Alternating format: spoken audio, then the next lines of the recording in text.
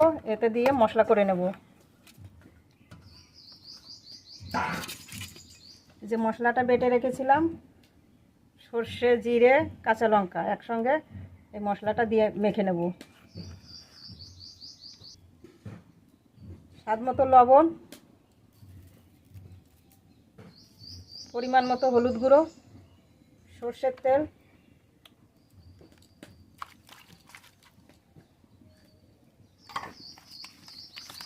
মাছে ভালো করে মশলাটা মেখে নেব।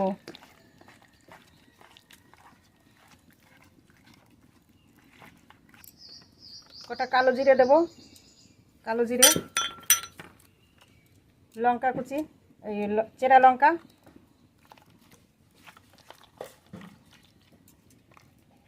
মশলা তো ভালো করে মাখানো হয়ে গেছে। এবার সামান্য একটু জল দেব, জল, উপর দিয়ে একটু সর্ষের তেল দেব। এবার উনুনে বসিয়ে দেব। হালকা আগুন আছে, রান্নার পরে এই আগুনে ভাপাটা করে নেব।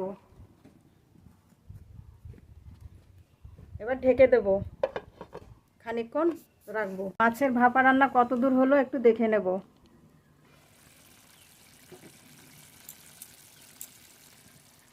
একটু নাড়িয়ে দেব। রান্না প্রায় হয়ে গেছে, আর সামান্য একটু রেখে দেব।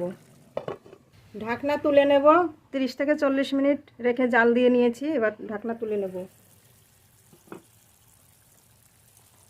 মাছের ভাপা রান্না হয়ে গেছে, নামিয়ে নেব।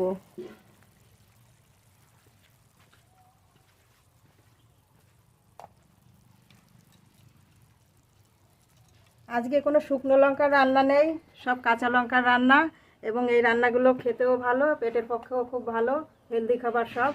এইভাবে কাঁচা লঙ্কা দিয়ে রান্না করে খেয়ে দেখবেন। কমলি শাক ভাজা আর তেলাপিয়া মাছের ভাপা রান্না। তা রান্না তো আমার হয়ে গেছে, এবার গরম গরম ভাতে খেতে হবে। তো দুটো রান্নাই তো আমার হয়ে গেছে, এখন গরম গরম ভাতে দুপুরবেলা খেতে হবে। খাবার তুলব। কমলি শাক ভাজা, এই শাকের প্রথমে কাঁটাগুলো বেছে নেবেন, তারপরে ভাত দিয়ে মেখে খাবেন।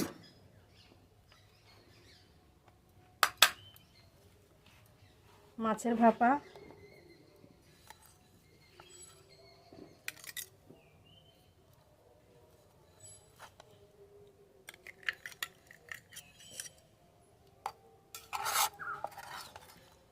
গ্রেভি,